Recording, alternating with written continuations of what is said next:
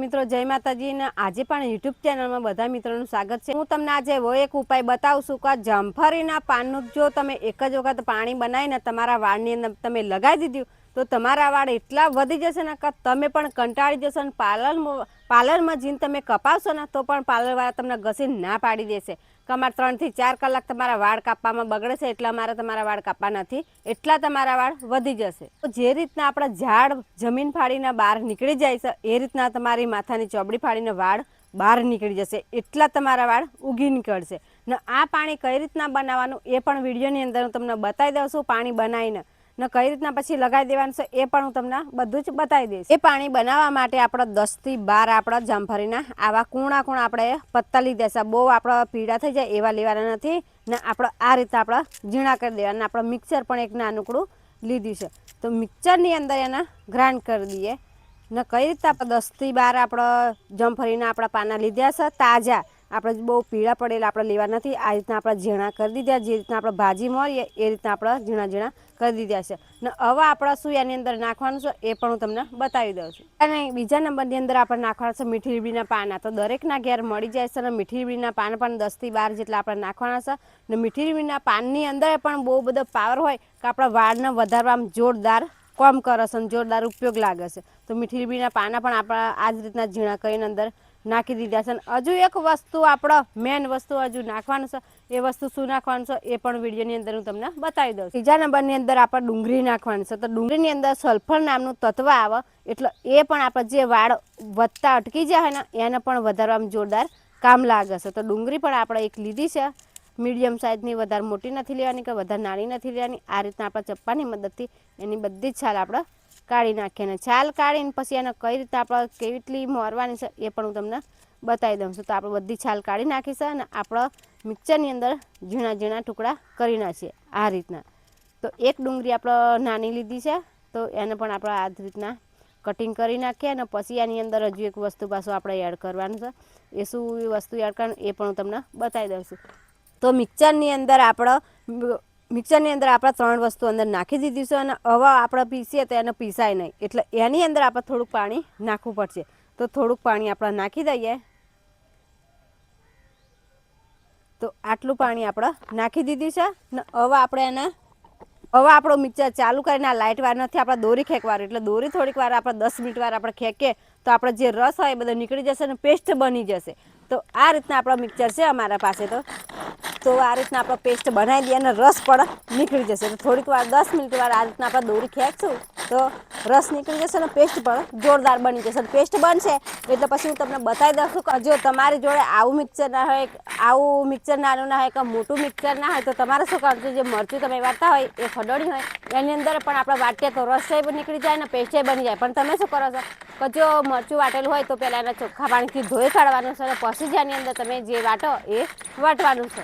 તો આ રીતના અમે મિક્સર લાવી દીધું ને આ મિક્સર તમે જો તો આપણે 10 થી 15 મિનિટ આપણે દોરી આ રીતના ખેંચી તો આપણું પેસ્ટ બની ગયું છે। અને હવે આપણે શું કરવાનું છે કે પેસ્ટ આવું બની ગયું છે એટલે હવે આપણે એને ગાળી લેવાનું છે। તો ઝીણું એક આવું કપડું લેવાનું છે ને એક બીજું વાસણ લેવાનું છે તો એની અંદર પણ આપણે ગાળી લઈએ।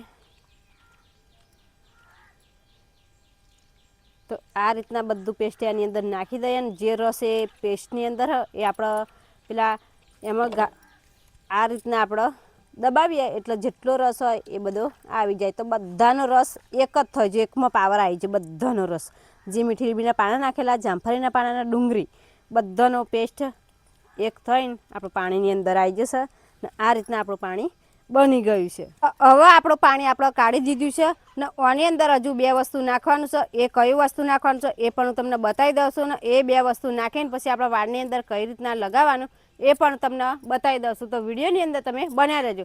તો આપણે નાખવાનું છે નારિયેળનું તેલ નાખવાનું છે। તો આપણે નારિયેળનું તેલ 1 ચમચી જેટલું નાખવાનું છે।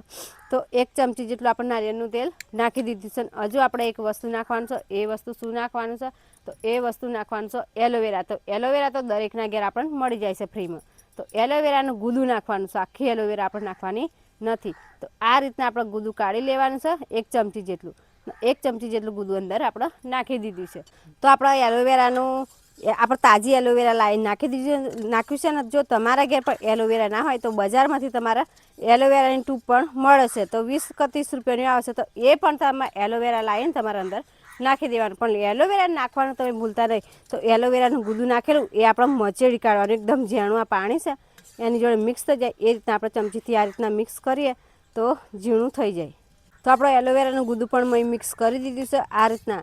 ને આ લગાવશો ને તમે તો તમારા વાળ 1-2 ભારો નહીં, જે ઘાસના ભારા આપણે પોચ બધે છે એ રીતના તમારા પોચ ભારા બંધાશે. એટલા વાળ તમારા જાડા થઈ જશે ને લોબા પણ એટલા થશે.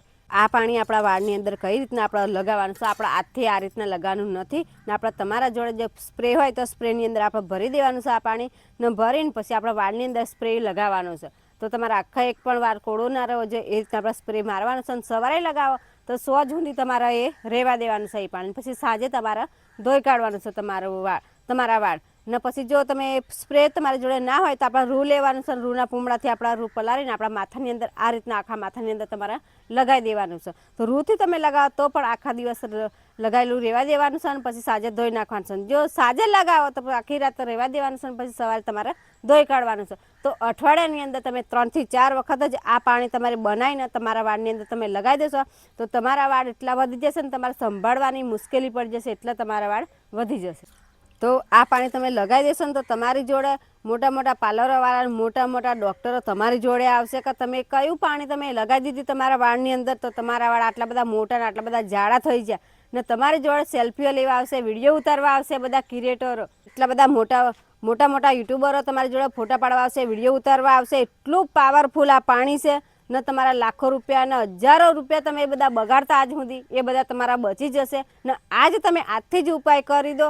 આ બધી ઝંઝટ તમે બધી છોડી દો. કેમિકલવાળા શેમ્પૂના ટ્યુબન બધું લગાવવાનું છોડી દો આજથી ને. આ જ પાણી આજથી તમે બનાવીને તમારા વાળની અંદર લગાવવાનું ચાલુ કરી દો અને અઠવાડિયાની અંદર 3 થી 4 વખત લગાવશો તો તમારા બીજા જ અઠવાડિયે તમારા વાળની ફરક પડી જશે. જો બીજી એક વાત કહું છું કે તમારી માથાની અંદર જો ખોડો કો ગરવડ હોય તો તમારે શું કરવાનું કે અડધું લીંબુ આની અંદર નીચોડી દેવાનું છે. અને ખોડો કો ગરવડ હોય તો જે લીંબુ તમારે નીચોડવાનું હોય, ના હોય તો નહીં નીચોડવાનું. તો એ લીંબુ તમે નીચોડશો તો તમારા માથાની અંદર ખોડોનો ગરવડ એ બધી ખોપરી ઉપર તમારું લીંબુ એ બધું ચોટશે એટલે બધો જ કચરો હશે બધો જ સાફ કરી દેશે. અને ગરવડ હશે પણ બધી ઉખાડીને બહાર ફેંકી દેશે. તો વિડીયો ગમે તો લાઈક કરજો, શેર કરજો અને કમેન્ટ કરજો.